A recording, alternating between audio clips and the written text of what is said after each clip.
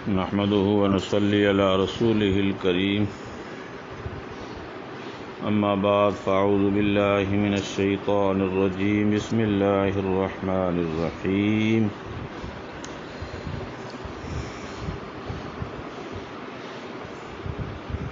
وتمت كلمة ربك صدقا وعدلا صدق الله العظيم۔ گرامی القدر سامعین محترم، آپ کے سامنے قانون کے حوالے سے کل مختصر گفتگو ہوئی تھی۔ آج یہ بات عرض کرنا چاہوں گا کہ مذہب اسلام جو سارا کا سارا قانون اور ضابطہ ہے، اس کی چند بنیادی خصوصیات ہیں جو دیگر مذاہب کے قانون میں نہیں ملتی۔ نمبر 1، اس کا پورا نظام عدل پہ قائم ہے۔ نمبر 2، اس میں توازن و اعتدال ہے۔ نمبر 3، یہ عقل اور حکمت کے عین مطابق ہے۔ نمبر 4، فطرت انسانی سے ہم آہنگ ہے۔ اور نمبر 5، اس میں جامعیت ہے۔ نمبر 6، اس میں ابدیت اور دوام ہے۔ اور نمبر 7، اس میں تنفیذ کی قوت موجود ہے۔ اب یہ 7 باتیں یکے بعد دیگرے ایک ایک کر کے اس کا کچھ خلاصہ آپ کے سامنے بیان کرنا چاہوں گا۔ سب سے پہلے آئیں ذرا عدل کے بارے میں کہ عدل کیا ہے، انصاف کیا ہے۔ اس بات کے دعوے دار تو دنیا میں سارے ہی ہیں، لیکن اصل حقائق پر پہنچنا یہ ہر ایک کے بس کی بات نہیں ہے۔ کچھ لوگوں نے اپنے خود ساختہ قوانین کو یا اپنی ذاتی آراء کو سامنے رکھ کر نام عدل و انصاف دیا ہوا ہے، اور بعض لوگوں نے کسی ایک ہی ٹاپک کو لے کر پورے نظام عدل کو اس کے اندر بند کرنے چاہتے ہیں۔ اس طرح مختلف خیالات اور نظریات عدل کے بارے میں کار فرما ہیں، لیکن آئیں ذرا ہم آپ کو مذہب اسلام قرآن و سنت کے حوالے سے جو عدل کا معنی بتایا گیا ہے، سمجھایا گیا ہے، اس کے بارے میں کچھ عرض کروں۔ عدل کے لفظی معنی کسی بوجھ کو 2 برابر حصوں میں اس طرح بانٹ دیا جائے کہ ان 2 میں سے کسی میں ذرا بھی کمی یا پیشی نہ ہو، تو اس کو عربی میں عدل کہتے ہیں۔ اور اس سے وہ معنی پیدا ہوتے ہیں جن میں ہم اس لفظ کو اپنی زبان میں بولتے ہیں، یعنی جو بات ہم کہیں یا جو کام ہم کریں، اس میں سچائی کی میزان، سچائی کی ترازو جانبین میں برقرار رہے۔ عدل سب سے پہلے تو خود اللہ کریم کی صفت ہے، جن روایتوں میں اللہ تعالیٰ کے 99 ناموں میں سے ایک نام عدل بھی ہے۔ علماء نے اس کے معنی یہ بتائے ہیں کہ اس کا فیصلہ اللہ کا فیصلہ حق ہوتا ہے، وہ حق اللہ کریم کہتے ہیں، اور وہ حق ہی کرتے ہیں۔ جو حق ہے قرآن پاک میں کئی دفعہ یہ حقیقت مختلف لفظوں میں دہرائی گئی ہے۔ اللہ فرماتے ہیں واللہ یقضی بالحق، اور اللہ حق کے ساتھ فیصلہ کرتے۔ یہ عدل عملی کی طرف اشارہ ہے۔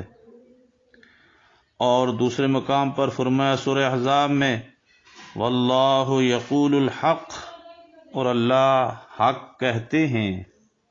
یہ اللہ تعالیٰ کے عدل قولی کو ظاہر کرتا ہے۔ اور یہ دونوں باتیں قرآن پاک کی اس آیت میں موجود ہیں۔ وَتَمَّتْ كَلِمَةُ رَبِّكَ صِدْقًا وَعَدْلًا، آپ کے رب کی بات سچائی اور انصاف کے ساتھ پوری ہو گئی۔ دنیا کا یہ سارا کارخانہ جو آسمان سے لے کر زمین تک پھیلا ہوا ہے، صرف اللہ تعالیٰ کے عدل و انصاف کے بل بوتے پر قائم ہے۔ وہ اپنی تمام مخلوقات پر اپنی شہنشاہی پورے انصاف کے ساتھ قائم کیے ہوئے ہے، اور یہی اس کی وحدانیت کی دلیل ہے۔ چنانچہ فرمایا شہد اللہ انہ لا الہ الا ہوا والملائکۃ واولو العلم قائما بالقسط۔ اس آیت سے ظاہر ہوتا ہے کہ عدل و انصاف صرف نظم و سلطنت ہی کے لیے مخصوص نہیں ہے، بلکہ زندگی کے ہر شعبے میں عدل کی ضرورت ہے۔ نظام عالم محض عدل کی وجہ سے قائم ہے۔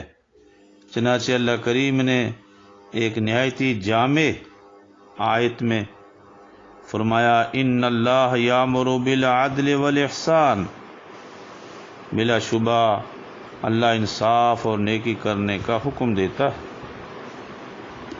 عدل قانون کا تقاضا ہے،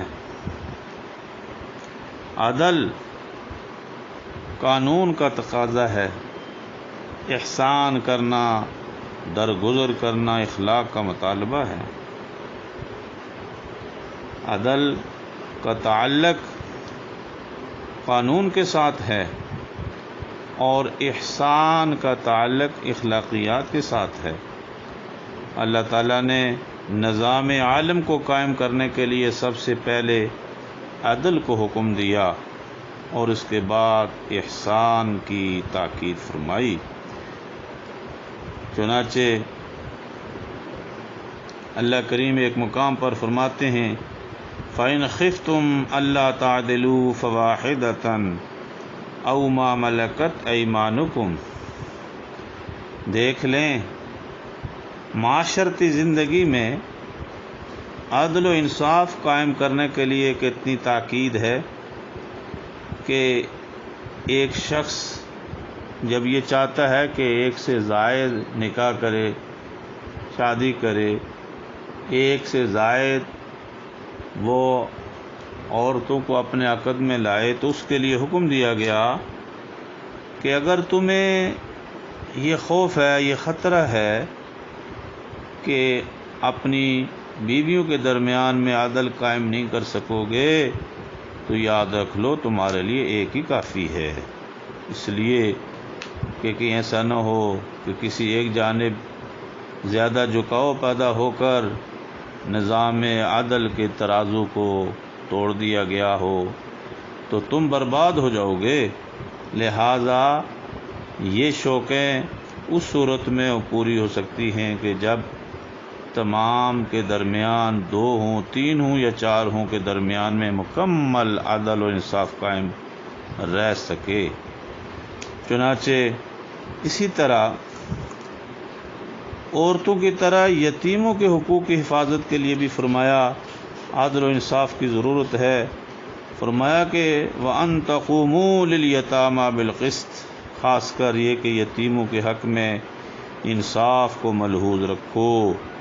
عام معاملات میں عدل و انصاف کی سب سے زیادہ روزانہ کی خرید و فروخت میں، وزن و پیمانے میں اسی طرح عدل کی ضرورت ہے۔ وَأَوْفُوا الْكَيْلَ وَالْمِيزَانَ بِالْقِسْطِ، اور انصاف کے ساتھ پوری ناپ کرو اور پورا تولو۔ قرآن مجید کی متعدد آیاتوں میں بار بار ہدایت کی گئی ہے ناپ اور تول میں بے انصافی نہ کی جائے، کیونکہ خرید و فروخت کا معاملہ ایک ایسا معاملہ ہے جس کی ہر انسان کو ضرورت ہوتی ہے، اس لیے وزن و پیمانے میں کمی کرنے سے جو نقصان پہنچتا ہے وہ نہایت ہی عام اور وسیع ہے۔ اس کے ساتھ نہایت ہی حقیر مقدار میں کمی کرنے سے انسان کی سخت ترین اس کی کمزوری ظاہر ہوتی ہے۔ اس لیے عدل و انصاف کی ضرورت خاص طور پر عدالتی معاملات میں ہوتی ہے۔ اسلام نے عدالتی کاروبار کے ہر پہلو میں عدل و انصاف کا لحاظ رکھا ہے، چنانچہ فرمایا وَلْيَكْتُبْ بَيْنَكُمْ كَاتِبٌ بِالْعَدْلِ۔ کہیں جب تحریر لکھی جا رہی ہے تو لکھنے والا جو عرضی نویس ہے، کاتب ہے، وکیل ہے، جو بھی ہے، تو اسے کیا ہے چاہیے کہ تمہارے باہمی قرارداد کو لکھنے والا انصاف کے ساتھ لکھے، حروف کا، الفاظ کا ہیر پھیر کر کے کسی ایک جانب کو وہ مضبوط کرنے کے لیے دوسرے مظلوم کی جانب کو کمزور کرنے کی کوششیں نہ کرے، بلکہ لکھے بھی تو العدل و انصاف کے ساتھ اچھے اور خوبصورت انصاف والے الفاظ سے لکھے۔ فَإِنْ كَانَ الَّذِي عَلَيْهِ الْحَقُّ سَفِيهًا أَوْ ضَعِيفًا أَوْ لَا يَسْتَطِيعُ أَنْ يُمِلَّ هُوَ فَلْيُمْلِلْ وَلِيُّهُ بِالْعَدْلِ۔ چنانچہ دوستو، شہادت یا فیصلے کے وقت بھی دو حالتوں میں اکثر لوگوں کو ایمان ڈگمگا جاتا ہے۔ ایک تو یہ کہ فریق مقدمہ اپنی قرابت دار یا اس سے گواہ یا حاکم کی عداوت ہو، لیکن اسلام کی اخلاقی تعلیم اس حالت میں بھی عدل و انصاف سے تجاوز کرنے کی اجازت نہیں دیتی، خواہ کتنے ہی قریب ہو، قریبی رشتہ دار ہو، اپنے ہوں یا کسی سے دشمنی ہو، عداوت ہو، تو تب بھی اس موقع پر بھی جہاں گواہی دینی پڑے تو قانون شہادت جو ہے اس کا سب سے بہترین اور خوبصورت فارمولہ جو مذہب اسلام نے دیا ہے وہ فَإِذَا قُلْتُمْ فَاعْدِلُوا وَلَوْ كَانَ ذَا قُرْبَىٰ۔ اور گواہی دینی ہو تو فیصلہ کرنا پڑے تو جب بات کہو تو تم کیا کرو، عدل و انصاف پہ، اگرچہ کہیں قرابت داری، رشتہ داری بھی آڑے آتی ہو تب بھی۔ تو سامعین محترم، آپ نے ان مختلف موقعوں پر دیکھا ہے کہ مذہب نے جگہ جگہ عدل و انصاف کو برقرار رکھا ہے۔ تو کون سا مذہب ہے، کون سا اس وقت قانون ہے جو ہر موقع پر اتنا خوبصورت عدل بتاتا ہو، سکھاتا ہو، سمجھاتا ہو؟ اسی موضوع پر انشاءاللہ کل بھی بات ہوگی۔ اللہ ہمیں عمل کی توفیق عطا فرمائے۔